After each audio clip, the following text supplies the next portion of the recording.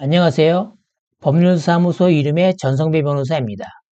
오늘은 아내가 보이스피싱을 당해 경제적 손실을 입었다는 것을 기화로 지속적으로 아내에게 정서적 학대를 가하고 심지어 신체적 폭력까지 행사한 남편의 이혼 사건을 다뤄보도록 하겠습니다.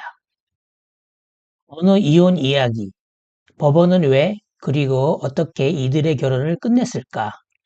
보이지 않는 폭력, 강압적 통제에서 법적 구조까지. 법정은 단순히 도장을 찍어주는 곳이 아닙니다. 이혼은 사랑의 끝이지만 법적으로는 복잡한 청산과 설계의 과정입니다. 법원은 다음 4가지 핵심 쟁점을 통해 과거를 정리하고 남겨진 가족의 미래를 설계합니다. 첫 번째, 이혼 사유. 왜 결혼이 파탄났는가? 두 번째, 위자료. 마음의 상처에 대한 배상. 세 번째, 재산 분할. 함께 이룬 것의 공정한 분배. 네 번째, 양육권. 아이의 안전과 미래. 2007년 비극의 시작. 실수가 통제의 도구가 되다. 아내가 보이스피싱 사기로 금전적 손실을 입었습니다. 남편은 위로 대신 이를 빌미로 아내를 비난하고 옥죄기 시작했습니다. 이 사건은 단순한 갈등이 아니었습니다. 남편이 아내의 취약점을 이용해 경제적 주도권을 완전히 장악하는 권력이동의 순간이었습니다.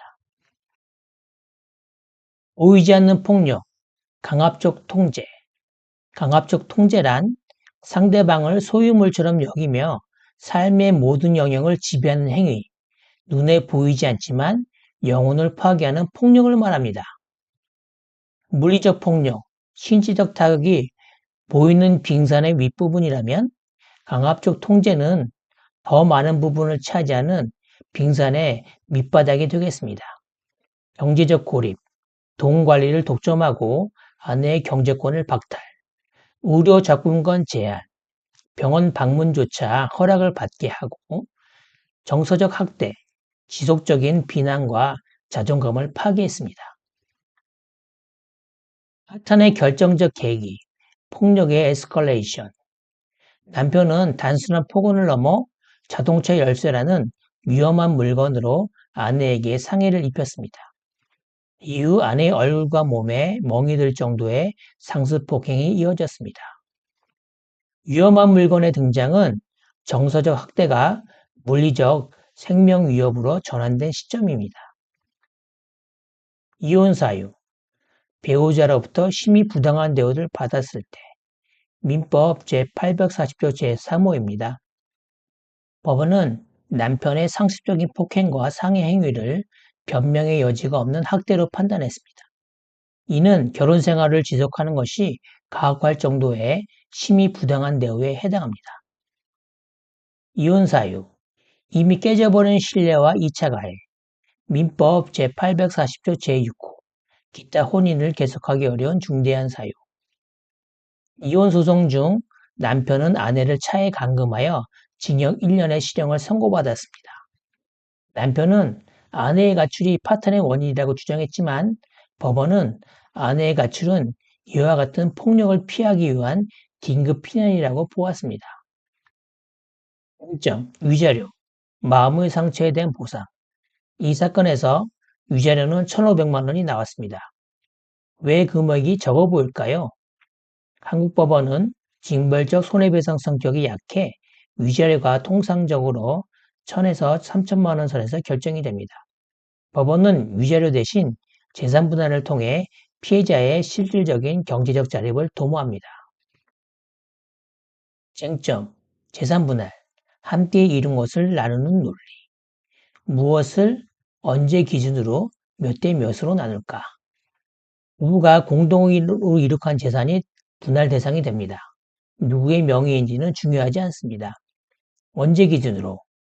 이 사건에서는 별거 시점을 기준으로 했습니다. 몇 대 몇으로? 50대 50. 가사노동과 경제활동의 동등한 기여를 인정했습니다. 왜 이혼 시점이 아닌 별거 시점인가? 아내가 폭력을 피해 집을 나온 후 홀로 피타 물려 번 돈은 재산분할 대상에서 제외시키기 위해 판결 시점이 아닌 별거 시점을 재산분할 기준 시점으로 삼은 것입니다. 분할의 방식, 깨끗한 청산을 위한 대상분할. 남편, 피고는 부동산 소유권을 보유하게 했고 아내 원고에게는 1억 5천여만 원을 현금을 지급하게 했습니다. 현금 정산 방식을 택한 이유는 분쟁 예방, 부동산 공유로 인한 미래 다툼을 방지하고 현금 확보를 통해 아내의 새로운 출발을 위한 즉각적인 자금 마련을 위함입니다. 쟁점, 양육권, 내 친자식이 아니다라는 남편의 주장, 무형행위의 전환의 논리. 법원은 친자식이 아님을 알았다 하더라도 이미 출생 신고를 하고 10년 넘게 키웠다면 이는 법적으로 입양과 동일한 효력을 갖는다고 판단했습니다. 따라서 아버지로서의 책임을 피할 수 없다고 보았습니다.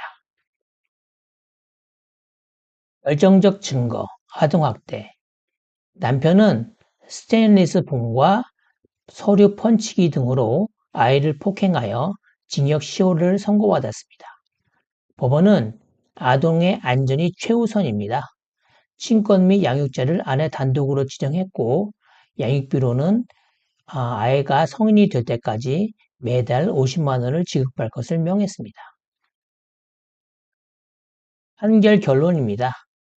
이혼을 허락했고 위자료는 남편이 아내에게 1,500만 원 지급토록 했고 재산분할은 남편이 아내에게 현금으로 1억 5천여만 원을 지급하도록 했습니다. 친권 및 양육권은 아내 단독 인정이 되었고 양육비는 월 50만 원이 인정되었습니다.